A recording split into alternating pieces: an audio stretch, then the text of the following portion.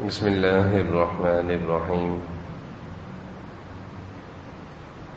فرمایا وجہ ناشکری یہ ہے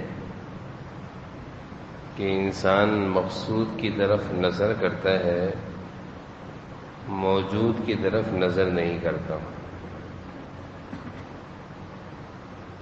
حکیم الامت حضرت تھانوی رحمۃ اللہ علیہ کا یہ ایک چھوٹا سا ملفوظ ہے، اللہ والوں کی چھوٹی سی بات ہوتی ہے، لیکن اس ملفوظ میں بہت بڑا مضمون چھپا ہوا ہے۔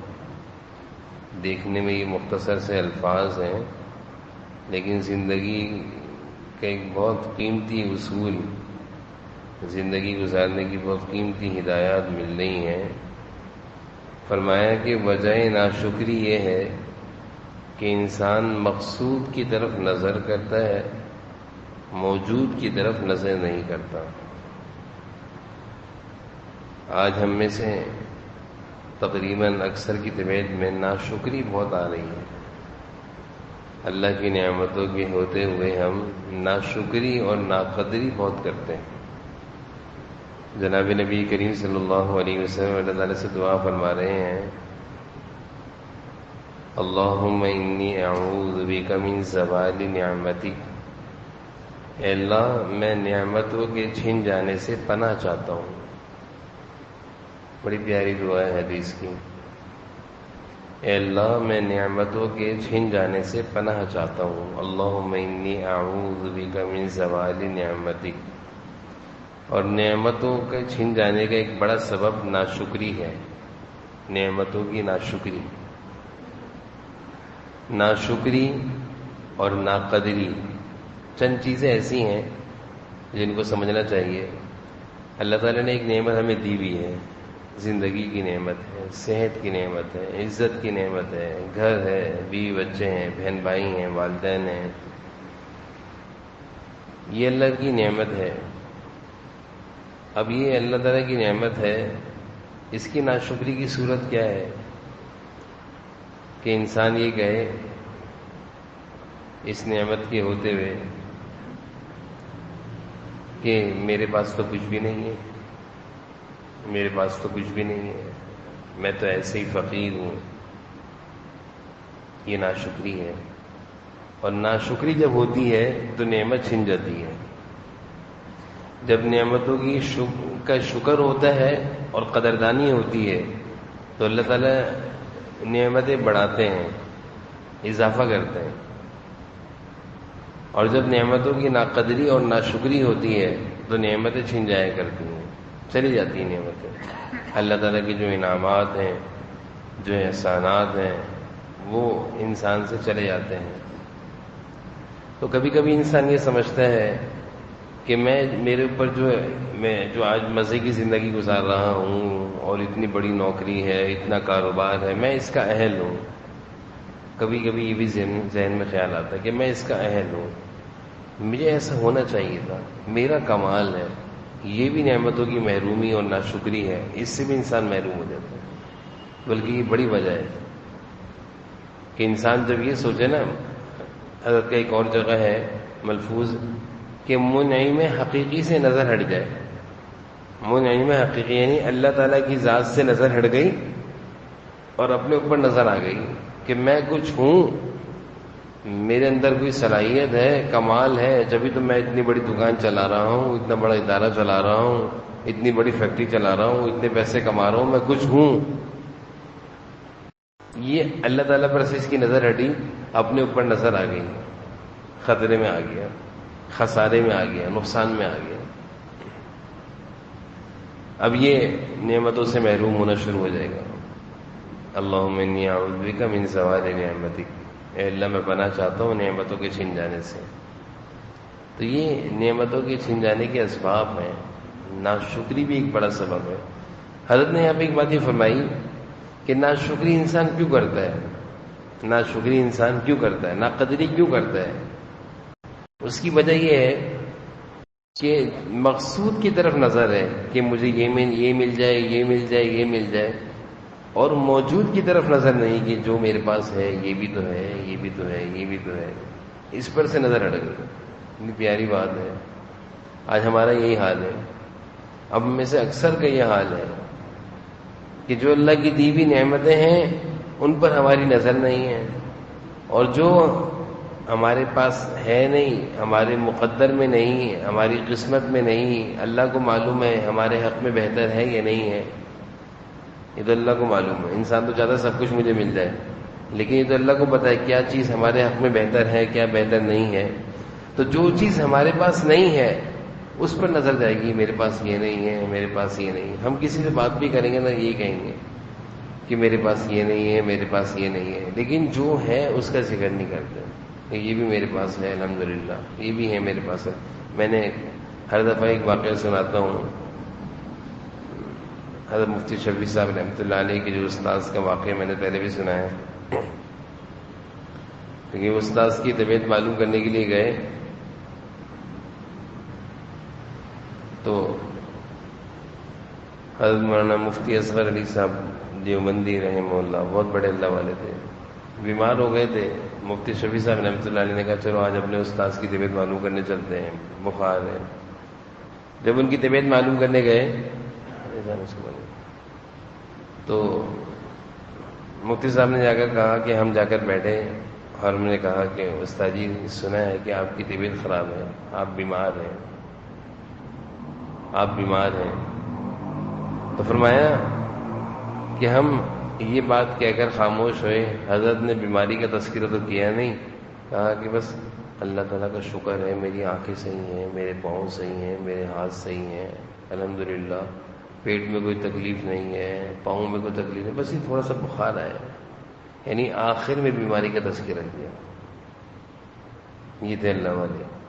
اس کو کہتے ہیں کہ موجود پر نظر، ان کی موجود پر نظر ہوتی ہے. ہمارے حضرت مفتی عبدالروف سکروی صاحب دامت برکاتہم اس کا ایک مراقبہ بھی سکھاتے ہیں کہ بھئی رات کو سونے سے پہلے 10 منٹ نکالو. حضرت بہت زیادہ اس کی تعلیم دیتے ہیں، اس کی پابندی ہو جائے تو بڑا فائدہ ہوتا ہے کہ سونے سے پہلے 10 منٹ نکالو، بستر پر لیٹنے سے لیٹ جاؤ یا بیٹھ جاؤ، اور 10 منٹ کے لیے یہ سوچو کہ مجھ پر اللہ کی کیسی کیسی نعمتیں ہیں. یہ سوچو کہ اللہ کا مجھ پر کتنا انعام ہے. بستر ہے، گھر ہے، بہن بھائی بیوی بچے سلامت ہیں، کھانا کھا کر سو رہا ہوں، سوؤں گا نیند بھی آ جائے گی. کتنے ایسے لوگ ہیں سوتے نیند نہیں آتی بیچارے، گولیاں کھاتے ہیں. کتنے ایسے لوگ ہیں جن کے پاس سونے کے لیے گھر نہیں ہے، میرے پاس گھر بھی ہے. کتنے ایسے لوگ ہیں جن کے پاس بستر نہیں، میرا بستر بھی ہے. کتنے ایسے لوگ ہیں جو بھوکے سو رہے ہیں، کھانا نہیں تھا میں تو کھانا کھا کر سو رہا ہوں، پیٹ بھر کے سو رہا ہوں. تو حضرت نے یہ مراقبہ سکھایا تھا. فرمایا کہ سونے سے پہلے 10 منٹ یہ سوچ لو گے نا روزانہ، کہنا طبیعت بن جائے گی شکر کی. یعنی طبیعت اللہ تعالیٰ کی شکر کی بن جائے گی، عادت بن جائے گی شکر کرنے کی. کیونکہ ہر وقت یہی ذہن میں آئے گا یہ بھی ہے میرے پاس، یہ بھی ہے میرے پاس، یہ بھی ہے. اور جب انسان کی طبیعت بن جائے شکر کی تو قرآن میں اللہ کا وعدہ ہے لئن شکرتم لازیدنکم، شکر ادا کرو گے ہم نعمتوں کو بڑھا دیں گے. یہ اللہ کا وعدہ ہے، قرآن میں ذکر ہے. ہم اس سے محروم ہیں. لئن شکرتم لازیدنکم. تو جب یہ ہم روزانہ 10 منٹ بیٹھ کے سوچیں گے تو اس سوچنے کی برکت سے کیا ہوگا کہ ہمارا مزاج بن جائے گا سوچنے، اللہ کی نعمتوں کا شکر کا مزاج بن جائے گا، شکر کا. حضرت یہ فرماتے ہیں اپنی جسمانی نعمت سے شروع کرو کہ اللہ کا شکر ہے سر الحمدللہ کوئی تکلیف نہیں ہے، آنکھیں میری سلامت ہیں. حضرت فرماتے ہیں تم اپنے جسم کی نعمتیں گنتی کرنا شروع کرو گے نا، گنتی کر نہیں سکو گے. اتنی ساری نعمتیں 10 منٹ تو یوں گزر جائیں گے، پتہ بھی نہیں چلے گا کہ 10 منٹ کہاں گئے. اور روزانہ اگر اس کا معمول ہو جائے، ہونا چاہیے اس کا معمول. ایک سونے سے پہلے کا ہمارے حضرات یہ مراقبہ فرماتے ہیں کہ ایک سونے سے پہلے نا 10 منٹ کا یہ مراقبہ کر لے انسان. 10 منٹ کا نہیں ہو 5 منٹ کا کرے. صرف لیٹ گئے بستر پہ، لیٹنے سے بیٹھ جائے اور نہ 10 منٹ کے لیے صرف یہ سوچے کہ مجھ پر اللہ کی کیسی کیسی نعمتیں ہیں. ایک اس کا مراقبہ فرماتے ہیں. اور ایک اور چیز فرماتے ہیں کہ جب بستر پر لیٹ جائے، اللہ والے اس کا بڑا معمول سے عمل کرتے ہیں. ہم لوگ تو کوتاہی کرتے ہیں، ہم تو بستر پہ لیٹتے ہیں، نہ بستر کو جھاڑتے ہیں، نہ وضو کرتے ہیں، نہ سنت کے مطابق لیٹتے ہیں، بس ہم تھکے ہوئے اتنے ہوتے ہیں کہ لیٹتے ہی سو جاتے ہیں. لیکن بزرگان دین اور جو اللہ والوں کی زندگی ہوتی ہے بڑی زبردست ہوتی ہے، وہ ساری دعائیں پڑھ کے لیٹتے ہیں، وہ وضو کر کے لیٹتے ہیں، وہ بستر پر آ کر لیٹتے ہیں، کچھ دیر کے لیے سوچتے ہیں اللہ کی نعمتوں کو. مراقبہ کس کو کہتے ہیں؟ سوچنے کو کہتے ہیں، اور و فکر کو کہتے ہیں. ایک اور مراقبہ فرماتے ہیں حضرت کہ جب بستر پر رات کو لیٹ جاؤ تو 10 منٹ کے لیے یہ سوچو کہ آج صبح سے شام تک میں نے کتنے اچھے کام کیے ہیں، اس پر اللہ کا شکر، اور مجھ سے کتنے غلط کام ہوئے ہیں، اس پر توبہ اور استغفار. فرمایا اگر اس میں کوئی بات ذہن میں آئے کہ آج میں نے فلاں کو تکلیف دی ہے، تو کہا کہ اگر موقع ہے تو اسی وقت اس کو فون کرو، اس سے معافی مانگ کے سو، معافی تلافی کر کے سو. یہ حضرت یہ بڑا زبردست مراقبہ ہے. انسان اگر روزانہ سوچ لے تو روزانہ کی روزانہ معافی تلافی. اب کسی کو ستایا، 1 مہینہ گزر گیا، سال گزر گیا، معافی نہیں مانگی، اور اللہ نہ کرے اسی حالت میں موت آ گئی، تو آخرت میں تو پکڑ ہوگی، آخرت میں تو پکڑ ہوگی، آخرت میں تو معافی نہیں ہے، وہاں تو پکڑ ہوگی. تو اس لیے اگر ہم روزانہ کی روزانہ اپنے معاملے کو، اپنے کھاتے کو صاف کریں گے، جیسے دکاندار ہوتا ہے، وہ دکاندار جو روزانہ اپنے کھاتے کا حساب کرتا ہے صبح سے لے کر شام تک، تو وہ ایک کامیاب دکاندار ہوتا ہے. اور وہ دکاندار جو مہینوں مہینوں حساب کتاب نہیں کرتا، کھاتا دیکھتا نہیں، کھاتا چیک نہیں کرتا، تو وہ نقصان اٹھا لیتا ہے، نقصان کا اندیشہ ہوتا ہے.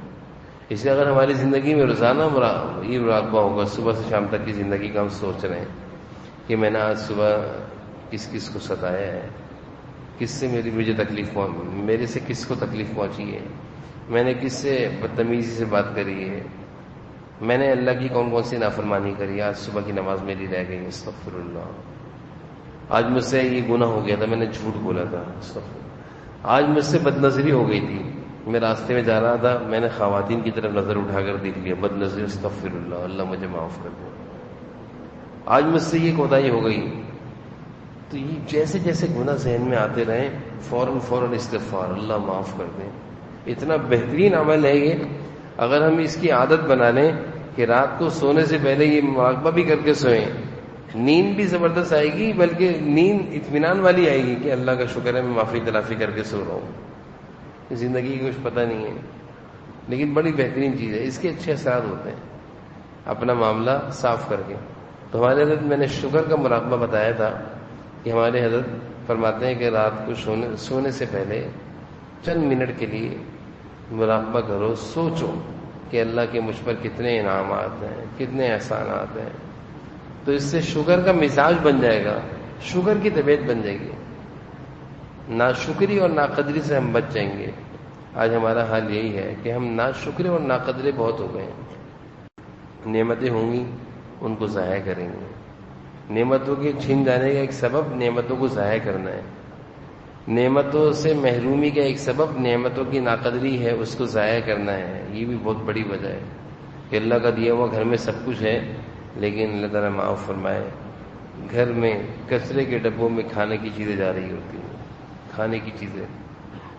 یہ بھی نعمتوں سے محرومی کا ایک سبب ہے کہ جب نعمتیں اللہ کی، جب دسترخوان کی کھانے کی ذرات جب کچرے کے ڈبے میں جائیں، تو حضرت مولانا شاہ حکیم محمد اختر صاحب رحمہ اللہ فرمایا کرتے تھے، ڈرو کہ تمہاری نسلوں میں بے روزگاری اور فقیر اور فقر و فاقے پیدا ہوگا.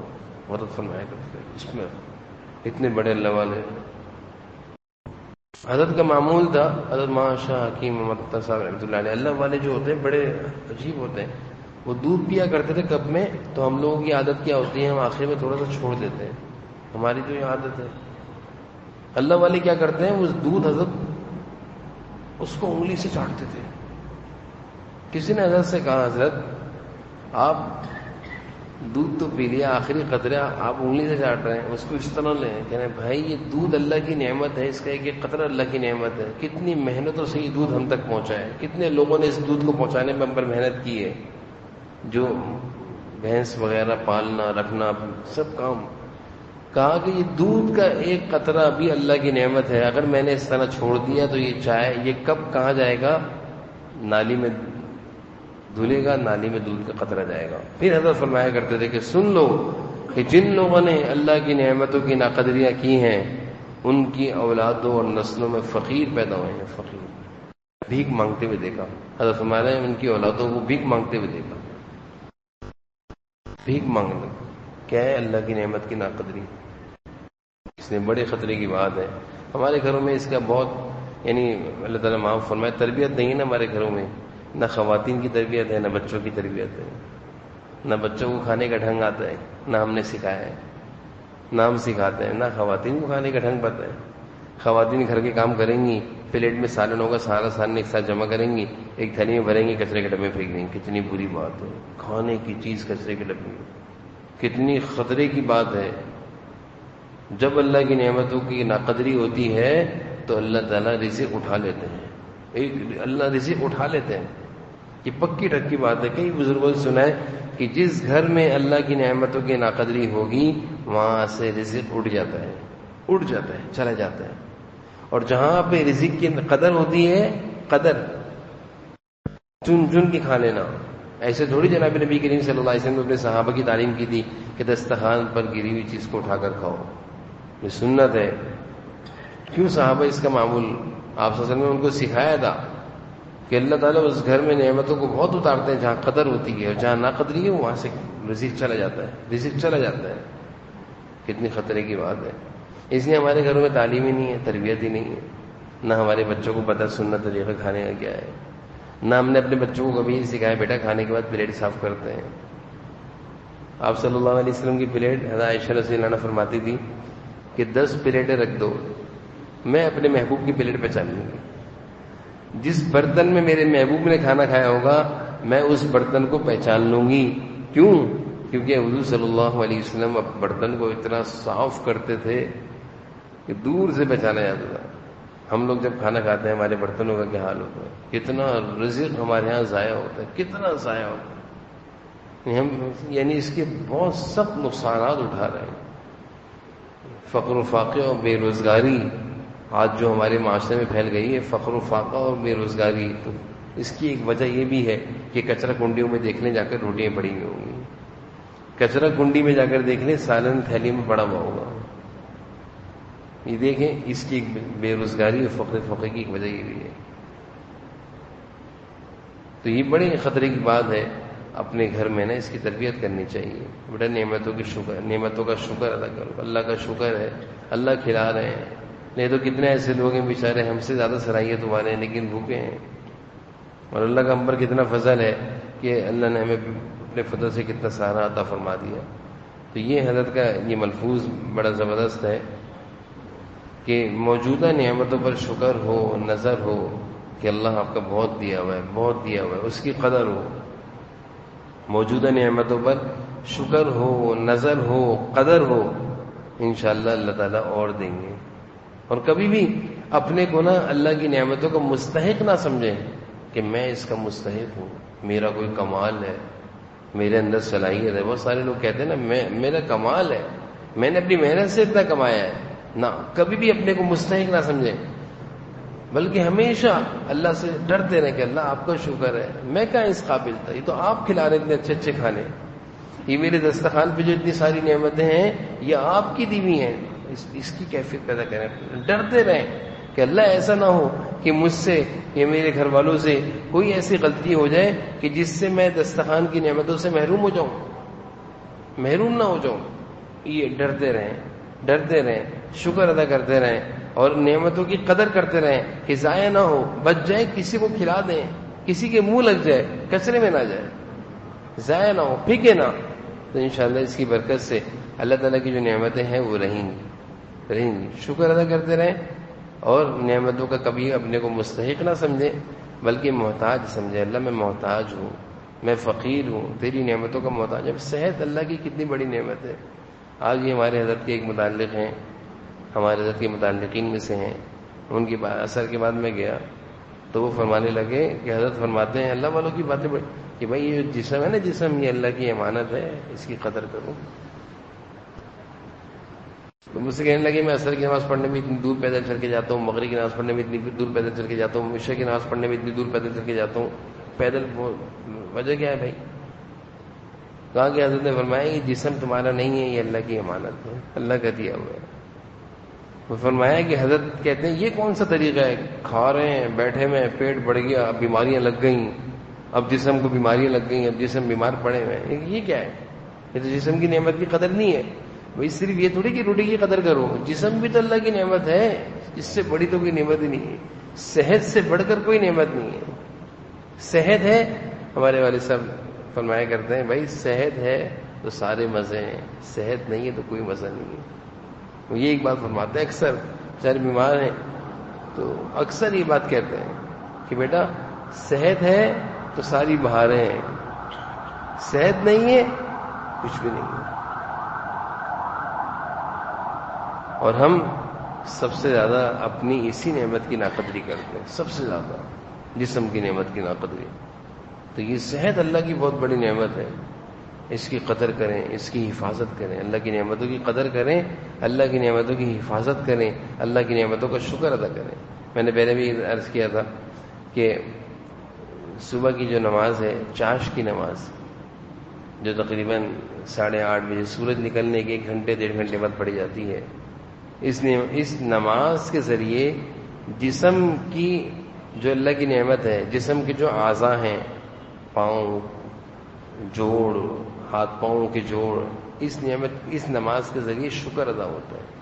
یعنی چاش کی نماز کا مفہوم جسم کے 360 جو جوڑ ہیں ان کا شکر ادا کر رہے ہیں۔ اس لیے بہت سارے اکابرین کا معمول ہے کہ وہ چاش کی نماز بہت فضیلت ہے، حدیث میں اشراق کی نماز سے زیادہ چاش کی نماز کی فضیلت ہے۔ احادیث کی روایات سے اگر ہم دیکھیں تو اشراق کی نماز سے زیادہ چاش کی نماز کی فضیلت ہے، اور اس میں کئی حدیثیں ہیں۔ ایک حدیث یہ بھی ہے کہ جسم کے 360 جوڑ ہیں، جوائنٹ ہیں، آپ صلی اللہ علیہ وسلم کے ارشاد ہے، کہہ رہے ہیں ان سارے جوڑوں کا بھی ایک صدقہ اور ایک شکر ہے، وہ چاش کی نماز ہے۔ آپ صلی اللہ علیہ وسلم نے ارشاد فرمایا جسم میں 360 جوڑ ہیں، جوائنٹ ہیں، ان سارے جوڑوں کا بھی تو صدقہ ہونا چاہیے نا، کہ اللہ نے یہ جوڑ سلامت دیے ہوئے، ہم چل پھر رہے ہیں، نماز پڑھ رہے ہیں، فرمایا ان سارے جوڑوں کا صدقہ اور شکر چاش کی نماز، 2 رکعت چاش کی نماز، کتنا آسان کر دیا۔ ویسے تو انسان کو روزانہ اپنے جسم کا صدقہ، اپنے جان کا صدقہ، اپنے مال کا صدقہ، اپنے بیوی بچوں کا صدقہ ہم نکالتے ہیں، اور چاش کی نماز بھی جسم کا صدقہ ہے کہ اللہ آپ کا شکر ہے، آپ نے میرے جسم کو سلامت رکھا ہے، میں معذور نہیں ہوں، جسمانی لحاظ سے میں صحت مند ہوں، مسجد چل کر آ گیا الحمدللہ، نماز پڑھوا دی آپ نے مجھے، میں معذور نہیں ہوں، بستر مریض نہیں ہوں، بستر پہ پڑا ہوں۔ اس لیے یہ باتیں ایسی ہیں، اللہ والوں کی باتیں ہیں۔ اللہ تعالیٰ سے دعا